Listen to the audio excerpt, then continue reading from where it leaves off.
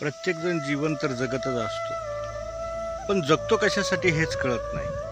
ज्या ज्या वेळेला आम्हाला साधूचा बोध होतो, संत महात्म्याचा बोध होतो, त्यावेळेला जगण्याचं रहस्य कळतं. अन्यथा माणसं जगतात हो, पण जगतात ते सगळं दुसऱ्यासाठी, स्वतःसाठी काही जगायला कोणी तयार नाही. घर बांधतो माणूस दुसऱ्यांनी नावं ठेवू नये म्हणून बांधतो, चांगली कपडे घालतो दुसऱ्यांनी नावं ठेवू नये म्हणून घालतो. प्रत्येक वेळेला माणूस फक्त दुसऱ्याचाच विचार करतोय, स्वतःचा विचार करायला माणसाकडे वेळच नाही. मी का जन्माला आलो, माझ्या जन्माचं उद्दिष्ट काय, हे मात्र माणूस विसरून गेलेला आहे. फक्त त्याच्यापुढं एकच आहे, जन्मल्यापासून मरेपर्यंत फक्त धावाधाव करायची आणि शेवटी एका ठिकाणी शांत व्हायचं 3.5 हाताच्या जागेवरती.